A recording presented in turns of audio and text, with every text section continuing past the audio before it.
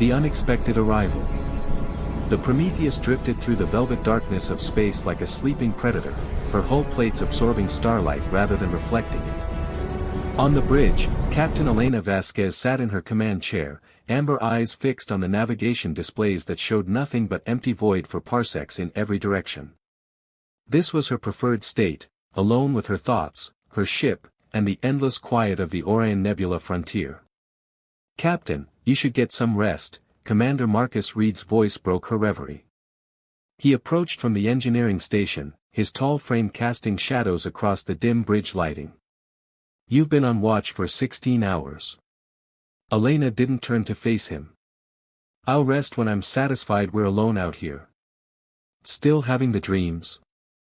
Marcus asked softly, moving closer. There was an intimacy in his tone that spoke of their shared history, years of service together, a romance that burned bright before duty pulled them apart, and the ghosts of their lost crew that haunted them both. Before Elena could answer, the tactical console erupted with warning klaxons. Ensign Park nearly fell from her station. "Captain." Massive gravimetric distortions bearing 037 Mark 12. Multiple contacts emerging from hyperspace. Elena was on her feet instantly, her exhaustion forgotten. "How many?" Park's fingers flew across her console, her face paling with each passing second. "Captain. I'm reading 2,134 vessels. Classification ranges from corvettes to dreadnoughts. They're entering human space in attack formation." The bridge fell silent except for the soft hum of ship systems. Marcus moved to Elena's side, his shoulder nearly touching hers. "That's the entire Imperial Dominion fleet," he whispered. "The one that crushed the Centauri Alliance." Elena's jaw tightened. She'd studied every engagement report from the Dominion's conquests. 47 star systems had fallen before them in just 15 years. They were methodical, overwhelming, and utterly ruthless. And now they were here. "Tactical analysis," she ordered, her voice steady despite the ice forming in her veins. "They're heading directly for the Elysium colonies," Park reported. "At current speed, they'll reach the outer settlements in 18 hours. Captain, there are 4 million civilians in that cluster." Marcus leaned close, his breath warm against her ear. "Elena, we have to contact Earth Command. We're one ship against an armada." She knew he was right. The Prometheus was the most advanced warship humanity had ever built, but she was still just one ship. Yet as Elena stared at the holographic display showing the massive enemy fleet, she thought of the families sleeping peacefully on Elysium Prime, unaware that genocide was bearing down on them. "Open a channel to Earth Command," she ordered. "Maximum encryption." The wait felt eternal. When Admiral Chen's weathered face finally appeared on screen, Elena delivered her report with crisp military precision. The Admiral's expression grew darker with each word. "Captain Vasquez, your orders are to observe and report only. Under no circumstances are you to engage the enemy fleet. Fall back to the Kepler relay and await reinforcement. Admiral, by the time reinforcements arrive." "That's an order, Captain." "Chin out." The screen went dark. Elena stood frozen, feeling Marcus's presence behind her. She could sense his conflict. The soldier in him wanted to obey orders, but the man who'd once held her during the aftermath of their last battle knew what she was thinking. "Elena," he said quietly, "we can't save everyone." She turned to face him, seeing in his dark eyes the same pain that haunted her own. "Then who do we save, Marcus? Which 4 million people should we abandon?" He reached out, his hand hovering near her shoulder before falling away, always that distance between them, that wall they'd built after their loss. "What are you planning?" Elena looked at the display again, her mind already racing through impossible calculations. Deep in Prometheus's experimental weapons bay lay something that terrified her more than any enemy fleet. Dr. Yuki Tanaka called it Ghost Protocol. Earth Command called it theoretical. Elena called it their only chance. "Get me Dr. Tanaka," she said. "And clear the bridge of non-essential personnel." Marcus's eyes widened. Elena, you can't be serious. That weapon has never been tested. Then I guess we're about to run the first trial, she replied, her decision made. She touched his hand briefly, a ghost of the intimacy they'd once shared. I need you with me on this, Marcus. I can't do it alone. His fingers intertwined with hers for just a moment. You've never been alone, he said. Not really. As the crew scrambled to their stations and Dr. Tanaka was summoned from the research lab, Captain Elena Vasquez stared at the approaching armada and made peace with what came next. The Ghost Protocol Dr. Yuki Tanaka arrived on the bridge within minutes, her black hair disheveled from sleep, still wearing her laboratory coat over casual clothes. She took one look at the tactical display and immediately understood why she'd been summoned. You want to activate Ghost Protocol, she said flatly, adjusting her glasses. Captain, the theoretical models suggest only a 47% chance of success.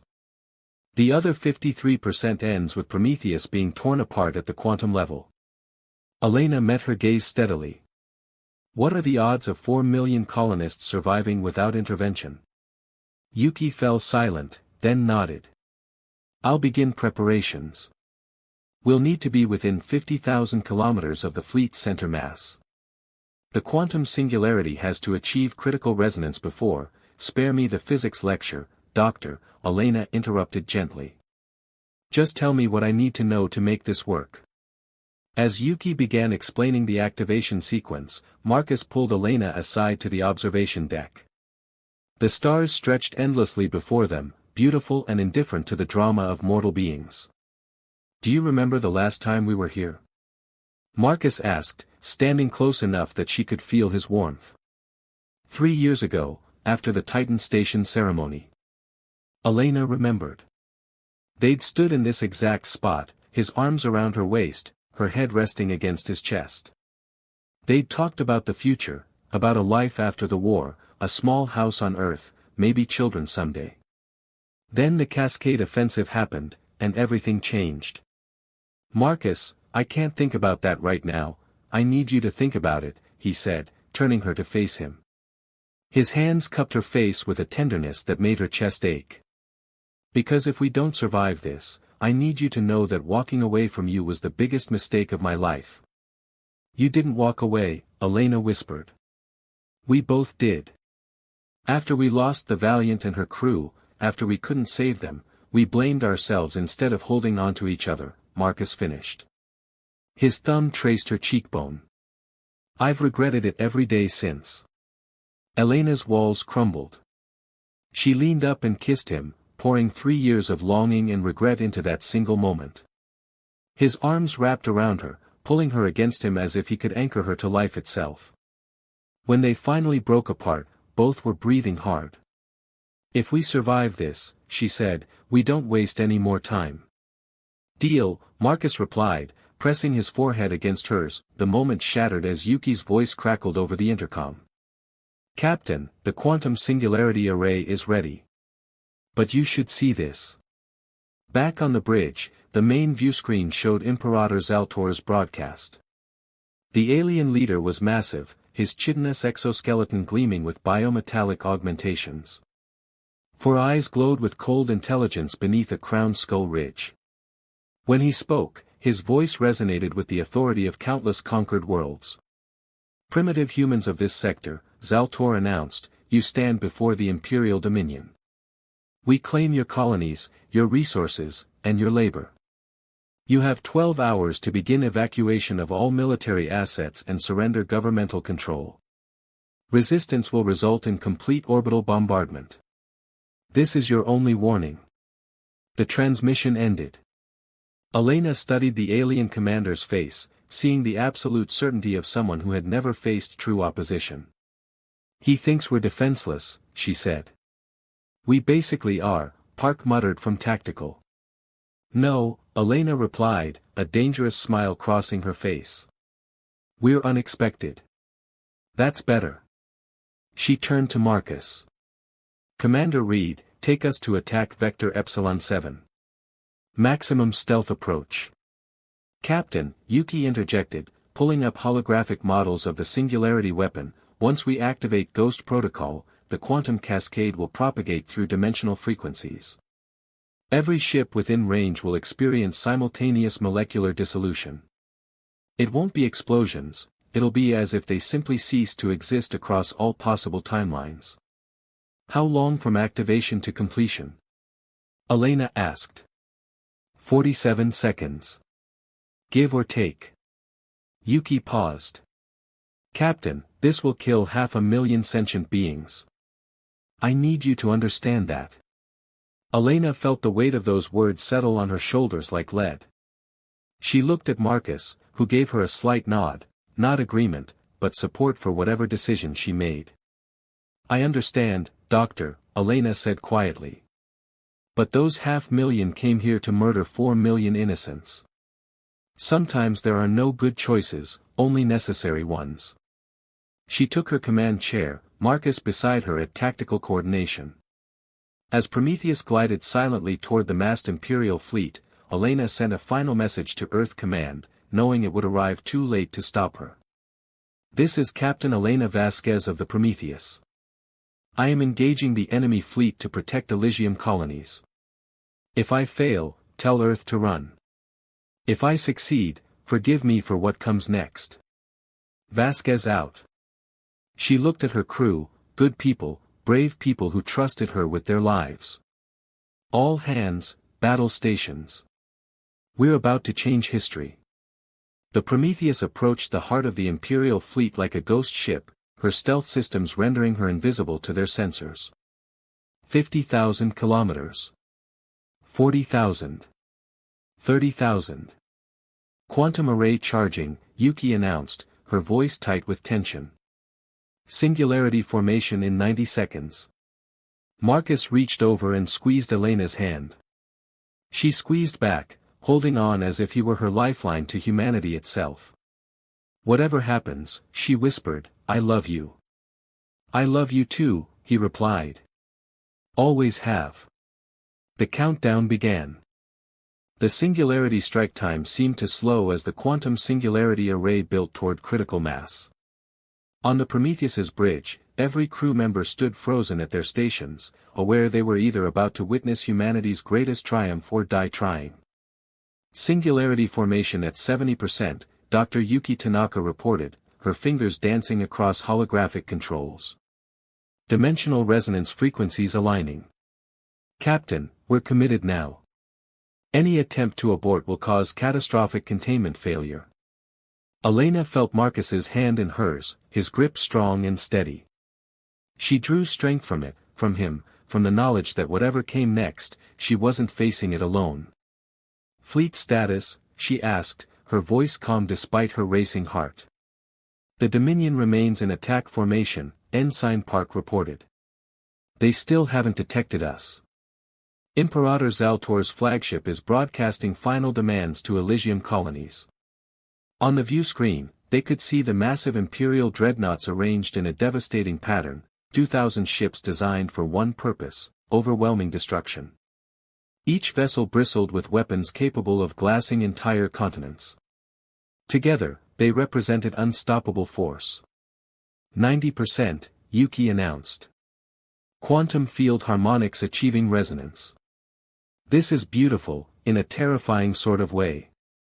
The mathematics are actually working. Marcus leaned close to Elena. Last chance to change your mind, he whispered, though they both knew it was far too late for that. No regrets, Elena replied, turning to meet his eyes. Not anymore. 100%. Array at maximum charge. Initiating cascade in 3, 2, 1, Yuki pressed the activation sequence, for a heartbeat, nothing happened. Then reality itself seemed to shudder, from the Prometheus's hull, an invisible wave of quantum energy erupted outward, moving at the speed of light.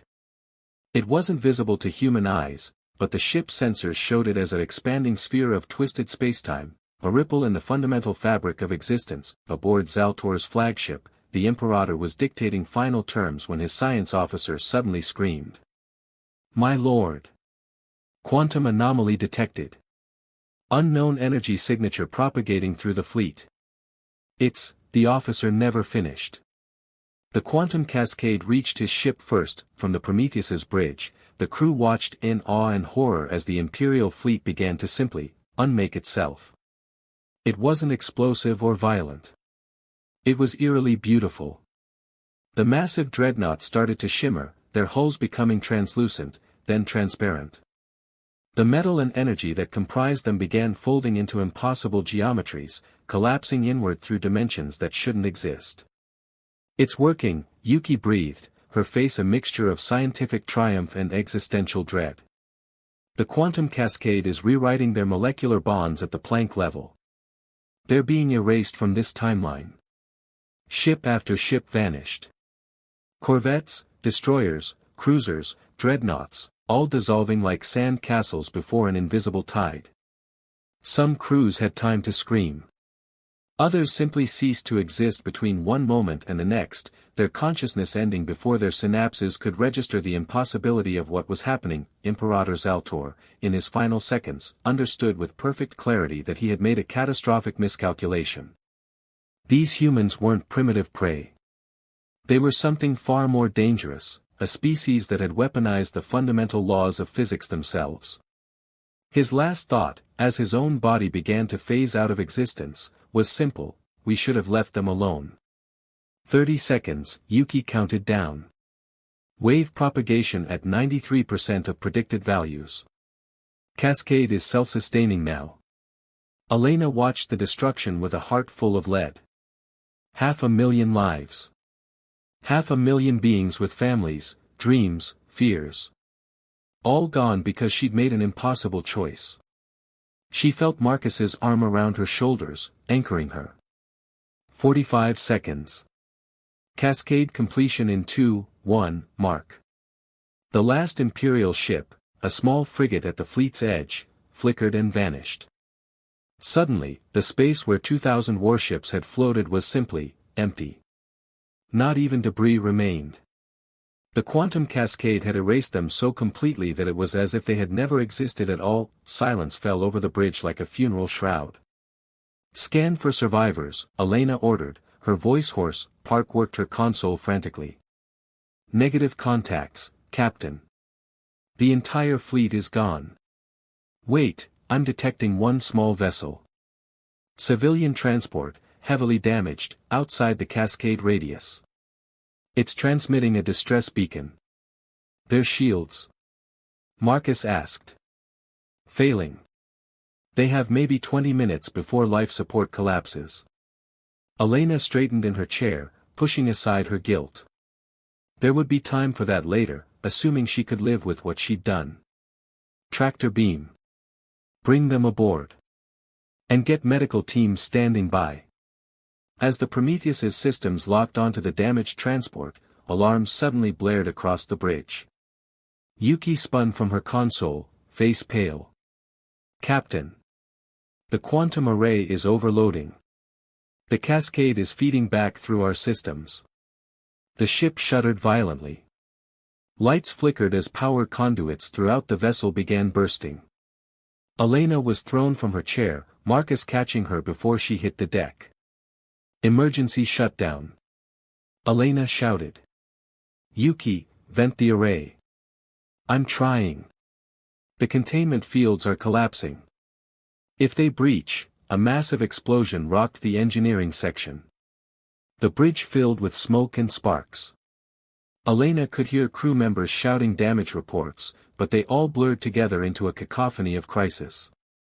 "All hands, brace for impact," she managed to call out before another explosion sent her sprawling. Through the chaos, she felt Marcus's arms around her, shielding her body with his own as debris rained down. Then, as suddenly as it began, the violence stopped, the emergency lighting activated, casting everything in hellish red. Elena pulled herself up, looking around at her battered crew. "Status report. Life support holding," Park reported, blood running down her face from a cut above her eye. "But main power is down. Weapons offline. Engines offline. We're dead in space." Yuki emerged from beneath her collapsed console. The quantum array burned itself out. We'll never be able to use it again. Captain. She paused, meeting Elena's eyes. We survived. Against all odds, we actually survived. Elena looked at the view screen, at the empty space where an army had been, at the cost of their impossible victory. She'd saved 4 million lives and taken 500,000 others. She'd crippled her ship and quite possibly started an interstellar war, but her crew was alive. And so was she. Marcus helped her to her feet, and this time when he pulled her close, she didn't resist. They stood together in the damaged bridge, holding each other as the magnitude of what they'd done finally sank in. We did it, he whispered into her hair. Yes, Elena replied. God help us, we did.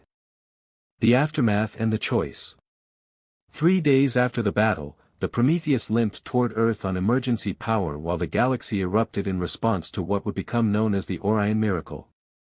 News of a single human warship destroying an entire Imperial fleet spread through every comm channel, every data stream, every diplomatic back channel in known space.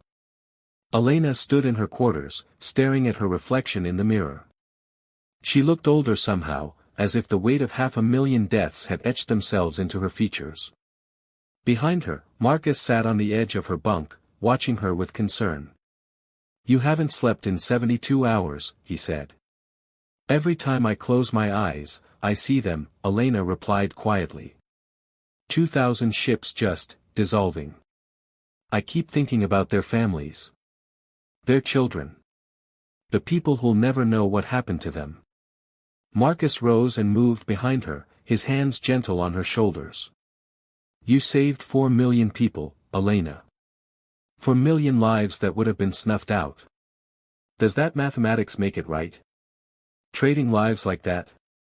I don't know, Marcus admitted, his honesty cutting through her guilt more effectively than any platitude could. But I know you made the only call you could with the information you had. And I know that if you hadn't acted, we'd be mourning different deaths right now. Elena leaned back against him, drawing comfort from his solid presence. Over the past 3 days, they'd slipped back into their old rhythms as naturally as breathing. Shared meals. Quiet conversations. Stolen kisses in empty corridors. It felt like coming home after a long, dark journey. Whatever happens when we reach Earth, Marcus said, we face it together. Agreed? Before Elena could answer, her comm chimed. Captain, this is Bridge. Ambassador Arya Chen has just docked. She's requesting an immediate meeting. Elena sighed. Acknowledged. I'll be there in 5 minutes. She turned in Marcus's arms, rising on her toes to kiss him softly. Hold that thought.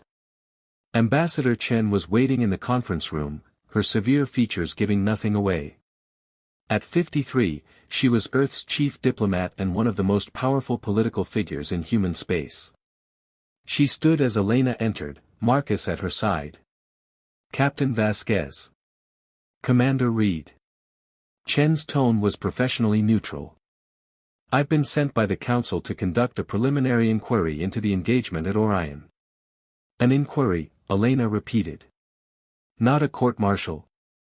The political situation is complex, Chen admitted, gesturing for them to sit. Half of Earth is calling you the Sentinel of Humanity, the hero who saved Elysium. The other half is calling you a war criminal who committed genocide. The Council is split down the middle. Elena had expected this, but hearing it stated so bluntly still felt like a blow. What do you want to know, Ambassador? Everything. But first, you should know that the Imperial Dominion has responded to the fleet's destruction. They're sending an envoy to Earth to demand your immediate extradition for trial under their laws. Marcus shot to his feet. That's insane. They invaded us. Commander, Chen said coolly, the Dominion doesn't see it that way. They claim they were conducting routine expansion protocols. What you did, what Ghost Protocol did, violates several interstellar treaties regarding weapons of mass destruction. Treaties humanity never signed, Elena pointed out. Irrelevant. The galactic community is watching how we handle this. If we protect you, we risk war with the Dominion and isolation from other spacefaring races. If we hand you over.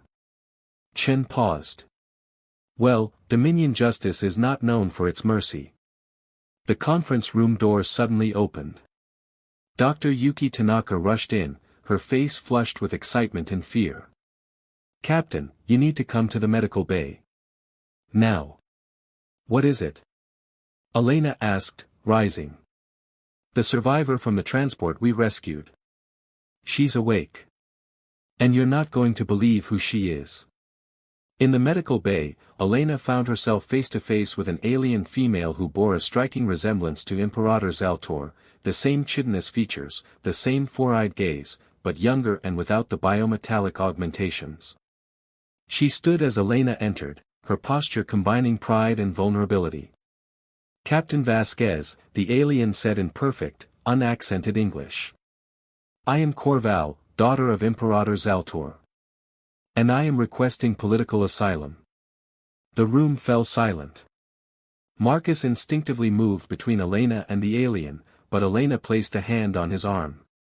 Your father led the fleet that tried to destroy Elysium, Elena said carefully. Why should I grant you asylum? Corval's four eyes met hers with unflinching honesty. Because I was fleeing from him when your quantum weapon activated.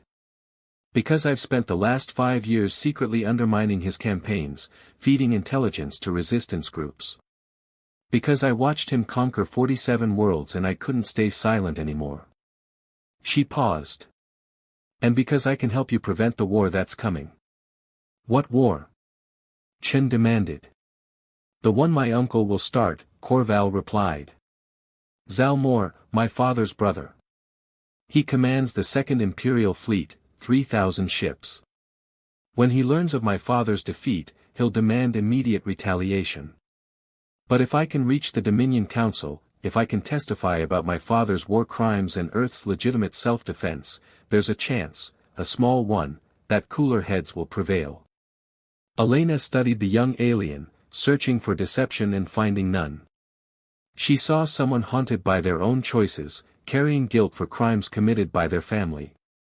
Someone not unlike herself. Ambassador Chen, Elena said, what's the Council's position on granting asylum to an Imperial defector? That's above my authorization, Chen admitted. I'd need to. Then don't ask, Elena interrupted. As captain of this vessel, I have the authority to grant temporary asylum to any individual requesting protection. I'm exercising that authority now. Captain, Chen warned, you're already in enough trouble. This could be seen as kidnapping an Imperial citizen. Or it could be seen as securing a valuable intelligence asset who chose to defect, Marcus interjected. Elena's right. This is her call to make. Elena extended her hand to Corval. After a moment's hesitation, the alien grasped it, her grip firm, her skin cool and smooth. Welcome aboard the Prometheus, Elena said. You're under my protection now. Corval's four eyes glistened with what might have been tears. Thank you, Captain. You won't regret this. I hope not, Elena replied. Then, to Chen, Ambassador, I want Corval included in any discussions about my case. If the Council wants to understand what happened at Orion, they need to hear from someone who knows the Dominion's true intentions. Chen nodded slowly. I'll make the arrangements. But Captain, you're making a lot of powerful enemies. Then it's a good thing I've got some powerful friends, Elena replied, glancing at Marcus, who smiled. As they left the medical bay, Marcus pulled Elena aside. You're collecting strays, he teased gently. Says the man who spent 3 days nursing an injured cat back to health during the Centauri campaign, Elena shot back. He laughed, the sound warming something inside her that had been cold for too long. Fair point. So, what's our play here? Elena looked through the viewport at the distant blue sphere of Earth growing larger with each passing hour. We tell the truth. All of it.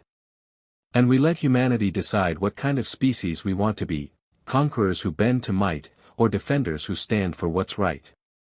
That's quite a gamble, Marcus observed. Good thing I've got lucky, Elena replied, taking his hand. As the Prometheus continued its journey home, carrying its crew of heroes, survivors, and refugees, Elena Vasquez prepared to face the judgment of her own people. Whatever came next, she would face it with honesty, with courage, and with the man she loved at her side. The galaxy was watching. And humanity's answer would echo across the stars. The New Alliance. Earth loomed large on the viewscreen as the Prometheus entered orbit 6 days after the battle. The planet had never looked more beautiful or more daunting. Elena stood on the bridge, Marcus beside her, as they received their final approach vectors. "Captain, we're being hailed by Earth Defense Command," Ensign Park reported. "Admiral Chen himself. He's ordering us to proceed directly to Station Olympus for debriefing." "Acknowledged," Elena replied. She glanced at Marcus, reading the concern in his eyes. Station Olympus was military headquarters, this would be their reckoning. As the Prometheus docked, Elena, Marcus, and Corval were escorted to a secure conference room where the council awaited. 12 faces stared at them from around the table, military leaders, politicians, and diplomats who held Earth's future in their hands. Admiral Chen, no relation to Ambassador Chen, spoke first. "Captain Vasquez, you defied direct orders, deployed an experimental weapon without authorization, and destroyed an entire enemy fleet. This council must decide whether you're a hero or a criminal." Before Elena could respond, Ambassador Arya Chen entered with a data slate. "Before you decide, council members, you should see this." She activated a holographic display showing Corval's intelligence files. The Imperial Dominion didn't come to negotiate. They came to exterminate. Their terraforming equipment was designed to replace our atmosphere with one toxic to human life. Captain Vasquez didn't commit genocide, she prevented it. A murmur ran through the council. Corval stepped forward, her 4 eyes blazing with intensity. "I am Corval, daughter of Imperator Zaltor. I have spent 5 years documenting my father's campaigns. Every conquered world followed the same pattern, false offers of coexistence, then systematic elimination of indigenous populations. Elysium would have been his 48th victim. Captain Vasquez saved 4 million lives. In my culture, that makes her a hero." Councillor Rodriguez leaned forward. "And what of the 500,000 Imperial citizens who died? They were soldiers following illegal orders to commit mass murder," Corval replied unflinchingly. "Under Dominion law, which I know intimately, Captain Vasquez's actions constitute legitimate self-defense. Any Dominion court not corrupted by my uncle's influence would agree." The council deliberated for 3 hours while Elena, Marcus, and Corval waited in an adjacent room. Marcus paced like a caged animal while Elena sat motionless, her hand in Corval's. The unlikely friendship that had formed between them over the past week had surprised them both. "Whatever they decide," Corval said quietly, "you did the right thing." 500,000 beings would disagree, Elena replied. 500,000 beings made their choice when they followed my father to your world, Corval countered. You made yours when you defended your people. Both choices have consequences. Finally, Ambassador Chen emerged. The council has reached a verdict. They were led back into the chamber. Admiral Chen stood, his expression inscrutable. "Captain Elena Vasquez, this council finds that while your actions were unauthorized, they were justified given the circumstances. You are hereby cleared of all charges." He paused. "However, the Ghost Protocol weapon has been declared too dangerous for continued use. Dr. Tanaka's research is to be classified and sealed." Elena felt relief and frustration in equal measure. "And the Dominion's demand for extradition?" "Denied," Councillor Rodriguez said firmly. "Earth will not surrender its citizens to foreign powers. However, we must address the larger situation. Corval, your uncle's fleet is approaching our borders. What do you propose?" Corval straightened. "A psychological strategy. Use what happened at Orion to your advantage. Broadcast the truth, that one human ship defeated our greatest armada. Make humanity too costly to attack. Fear can accomplish what diplomacy cannot. Marcus spoke up. And we offer an alternative. Corval represents a peace faction within the Dominion. If we support her claim to leadership, we could transform an enemy empire into an ally. The council debated this proposal late into the night. Finally, they agreed to Corval's plan. Using captured Dominion communications technology, Earth broadcast a message throughout Imperial space. Corval stood before the cameras, her voice steady and clear. Citizens of the Dominion, I am Corval, rightful heir to the Imperial throne. My father, Zaltor, led our fleet to commit atrocities against the humans of Earth. One human warship destroyed his entire armada. This defeat proves what I have long argued, our path of conquest leads only to destruction. I claim leadership of our people and offer Earth not submission, but alliance. Together, we can build a future based on mutual respect rather than domination. The message sent shockwaves through the Dominion. Zalmor's war fleet halted its advance as internal political chaos erupted. Peace faction members, emboldened by Corval's declaration, challenged military hardliners. For 6 tense months, the Dominion teetered on the edge of civil war. During that time, Elena and Marcus were given command of Earth's diplomatic mission to neutral worlds, building support for Corval's claim. They traveled together, no longer hiding their relationship, finding joy in small moments between crises. In the observation deck of their transport ship, Marcus finally asked the question that had been building since Orion. When this is over, he said, holding her close as stars wheeled past, will you marry me? Elena looked up at him, seeing in his eyes all the possibilities of a future she'd thought lost. Yes, she whispered. 1,000 times, yes. They were married on Earth 3 months later in a small ceremony attended by the Prometheus crew. Corval stood as Elena's witness, having become a true friend. Dr. Yuki cried throughout the entire ceremony. Even stoic Admiral Chen smiled. The final resolution came when the Dominion Council, weary of internal conflict and impressed by Earth's military capabilities, officially recognized Corval as Imperatrix. Zalmor, facing overwhelming opposition, withdrew his forces and accepted a peaceful transition of power. 1 year after the Battle of Orion, Elena and Marcus stood on the balcony of their new home overlooking the rebuilt refugee center they'd established with Corval. The facility housed former Dominion subjects seeking asylum, as well as humans displaced by decades of conflict. It represented everything they'd fought for: hope, redemption, and second chances. Do you ever regret it? Marcus asked, his arm around her waist. The choice you made that day? Elena considered the question carefully. I regret the deaths, she said honestly. I'll carry that weight forever. But I don't regret saving Elysium. I don't regret trusting Corval. And I don't regret fighting for a future where we could stand here together. Good answer, Marcus smiled, kissing her temple.